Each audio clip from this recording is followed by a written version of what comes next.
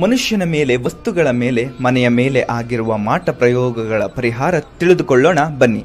ಈ ಲೇಖನದಲ್ಲಿ ಇವುಗಳ ಮೇಲೆ ಆಗಿರುವ ಮಾಟ ಪ್ರಯೋಗಗಳ ಪರಿಹಾರ ತಿಳಿದುಕೊಳ್ಳೋಣ. ಹಾಗಾಗಿ ಈ ಲೇಖನವನ್ನು ಪೂರ್ತಿಯಾಗಿ ಓದಿರಿ. ನಿಮಗೆ ಮಾಟ ಆಗಿದೆ ಎಂದು ಹೇಗೆ ತಿಳಿದುಕೊಳ್ಳಬಹುದು ಎಂದರೆ, ಮನುಷ್ಯನ ಮೇಲೆ ಜಡತ್ವ ಆವರಿಸುತ್ತದೆ. ಅವನಿಗೆ ಅಶಾಂತಿ ಎನಿಸುತ್ತಾ ಇರುತ್ತದೆ. ಅವನು ಕಣ್ಣು ಮುಚ್ಚಿದ ತಕ್ಷಣ ಯಾರೋ ಇದ್ದಾರೆ ಎಂದು ಅನಿಸುತ್ತದೆ. ಯಾರೋ ಕರೆದಾಗ ಯಾರೋ ಬಂದು ಇದ್ದಾರೆ ಎನಿಸುತ್ತದೆ. ಮಲಗಿದಾಗ ಯಾರೋ ಬಂದು ಕುತ್ತಿಗೆ ಹೆಚ್ಚಿಗಿದ ಹಾಗೆ ಅನಿಸುತ್ತಾ ಇರುತ್ತದೆ. ಈ ರೀತಿಯೆಲ್ಲ ಆದರೆ ಮನುಷ್ಯನ ಮೇಲೆ ಮಾಟ ಪ್ರಯೋಗ ಆಗಿದೆ ಎಂದು ನಿಮಗೆ ತಿಳಿಯುತ್ತದೆ. ಹೀಗೆ ಆದಾಗ, ಮನುಷ್ಯನ ಮೇಲೆ ಆದಾಗ ಏನು ಪರಿಹಾರ ಎಂದರೆ, ನೀವು ಒಂದು ಕಣ್ಣು ಕಪ್ಪಿನ ಡಬ್ಬಿ, ಕಾಡಿಗೆ ಡಬ್ಬಿ ಮನೆಯಲ್ಲಿ ನೀವು ಕಣ್ಣಿಗೆ ಹಚ್ಚುವ ಕಾಡಿಗೆ ಡಬ್ಬಿ ಬೇಡ.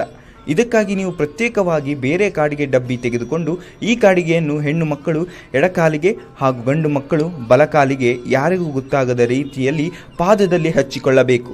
ಹಚ್ಚಿಕೊಂಡು ಮನೆಯಿಂದ ಹೊರಗೆ ಹೋಗಬೇಕಾದರೆ ಯಾವಾಗಲೂ ಗಂಡು ಮಕ್ಕಳಿಗೆ ಬಲಕಾಲಿನ ಪಾದದಲ್ಲಿ, ಹೆಣ್ಣು ಮಕ್ಕಳಿಗೆ ಎಡಕಾಲಿನ ಪಾದದಲ್ಲಿ ಕಪ್ಪು ಹಚ್ಚಿಕೊಂಡು ಹೋದರೆ ನಿಮ್ಮಲ್ಲಿ ಈ ರೀತಿಯ ನಕಾರಾತ್ಮಕ ಶಕ್ತಿಗಳು ಪ್ರವೇಶ ಮಾಡುವುದು ಬಹಳ ಕಷ್ಟ ಆಗುತ್ತದೆ.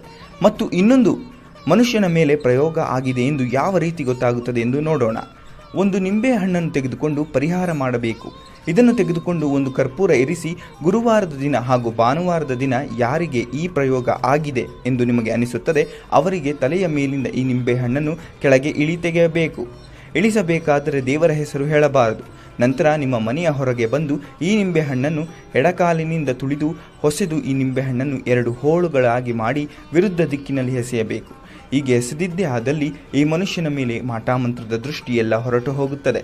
ಮನೆಯ ಮೇಲೆ ಸಹ ಇದೆ ಗುರುವಾರ ಹಾಗೂ ಇದೇ ಭಾನುವಾರ ದಿನಗಳಂದು ಮನೆಯ ಮೇಲೆ ಕೂಡ ಇದೇ ದಿನಗಳಂದು ಇಳೆ ತೆಗೆಯಿರಿ. ಯಾವಾಗ ತೆಗೆಯಬೇಕು ಎಂದರೆ ರಾತ್ರಿ 10 ಗಂಟೆಯ ಮೇಲೆ ತೆಗೆಯಬೇಕು. ತೆಗೆದು ಮನೆಯ ಸಿಂಹದ್ವಾರದಲ್ಲಿ ಇಟ್ಟುಕೊಂಡು ಪೂರ್ವ ದಿಕ್ಕಿಗೆ ತಿರುಗಿ ಹೊಸಕಿ ಹಾಕಿ ನಿಂಬೆಹಣ್ಣಿನ ಇಳೆ ತೆಗೆಯಬೇಕು. ಈ ರೀತಿ ಕ್ರಮೇಣ ಮಾಡಿದರೆ ನಿಮಗೆ ಇರುವ ಮಾಟ ಮಂತ್ರದ ಶಕ್ತಿ ಕುಂದುತ್ತದೆ.